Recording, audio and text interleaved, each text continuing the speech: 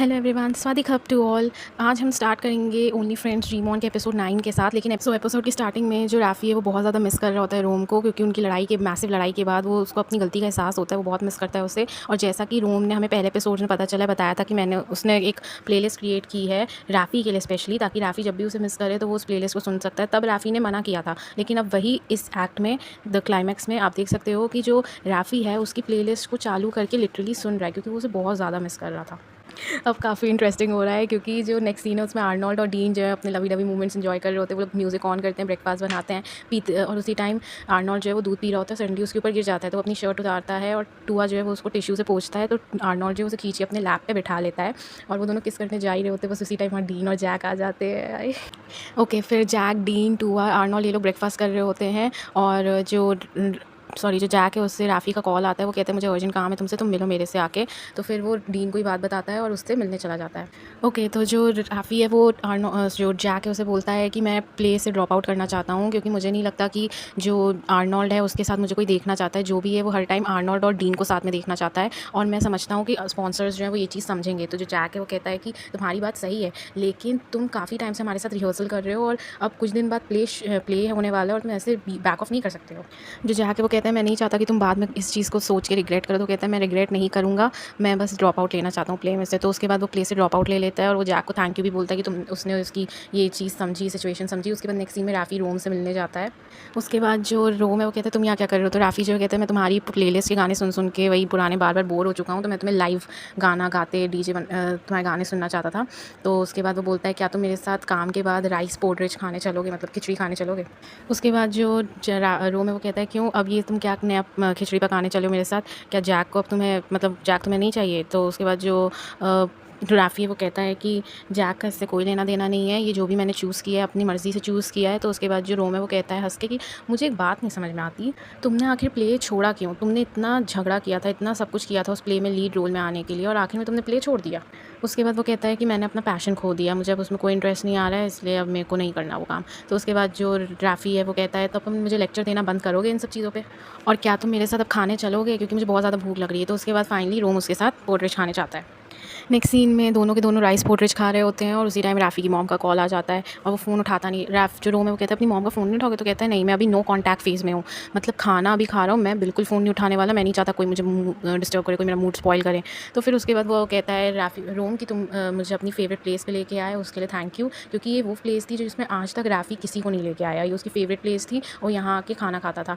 तो कहीं ना कहीं रोम का ये भी कहना था कि तुम एक ऐसे इंसान हो जो काफ़ी रिच हो, मतलब रिच लोग जो रिच होते हैं उनके बच्चे बेसिकली फैंसी फूड खाते हैं, रेस्टोरेंट्स में बड़े बड़े जाते हैं, तुम ऐसी छोटी सी जगह में आके खाना खा रहे हो, तो काफ़ी ताज्जुब की बात है। तो कहते हैं कि मेरा फेवरेट रेस्टोरेंट है और मैं यहाँ के हमेशा राइस पोर्टरिच खाना पसंद करता हूँ। नेक्स्ट सीन में आर्नोल्ड और टूआ जो है वो एक अम्यूज़मेंट पार्क में जाते हैं और वहाँ पे खूब इंजॉय करते हैं। हर राइड में अचानक से जो आर्नोल्ड है उसे वॉमिटिंग हो जाती है, क्योंकि एक राइड है जो उसे बिल्कुल नहीं सही जाती, वो है रोलर कोस्टर, जो कि बेसिकली काफ़ी लोगों से नहीं सही जाती। तो वो वॉमिट कर देता है। उसके बाद जो टूआ है वो उसकी मतलब टिश्यू लेके उसको साफ़ करता है, उसे पीने के लिए पानी देता है, और उससे कहता है मतलब जो आर्नोल्ड है ना काफ़ी स्वीट सी प्यारी प्यारी सी बातें कर रहा होता है। और टूआ जो है वो कहता है जब से हमारा रिलेशनशिप गहरा हुआ है तुम काफ़ी मीठी मीठी बातें करने लगे हो। बस उसी टाइम वहाँ पे टूआ के पापा आ जाते हैं।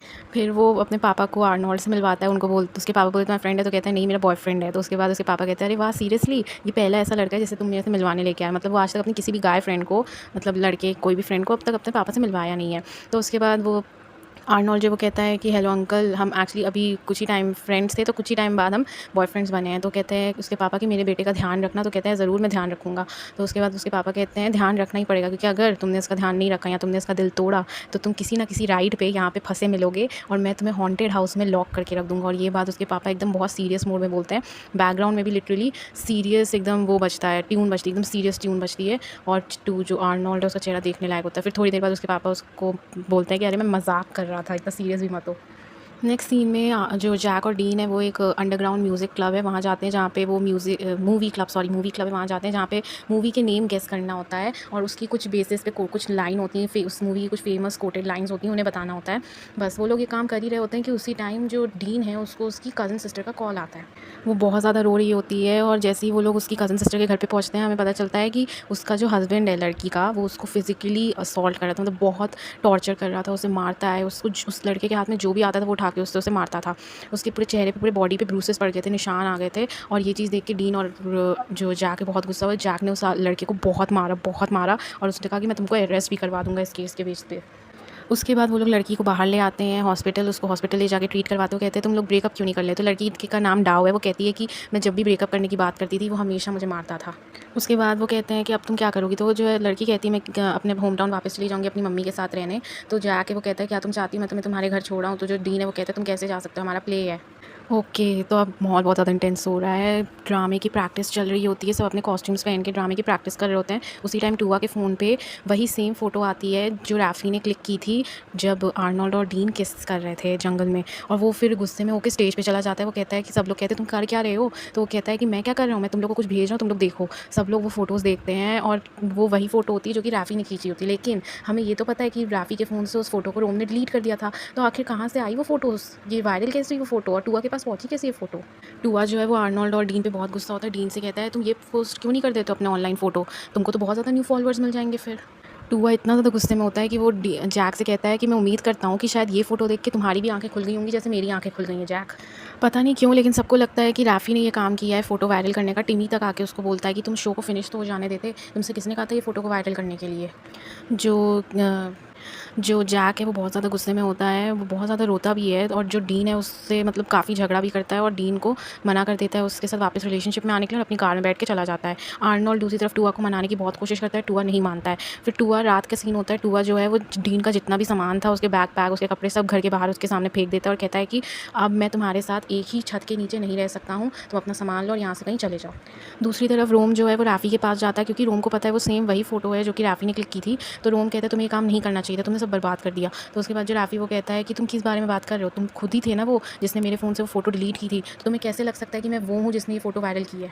लेकिन अब बात यहाँ पे पक्का ये तब होती है कि ये वीडियो जो रैफ़ी है उसने वायरल नहीं की, उसने लीक नहीं किए। क्यों? क्योंकि रैफ़ी ने जो फ़ोटो क्लिक की थी, रैफ़ी ने तो फ़ोटो क्लिक की थी, रैफ़ी ने तो कोई वीडियो बनाया ही नहीं था उनका।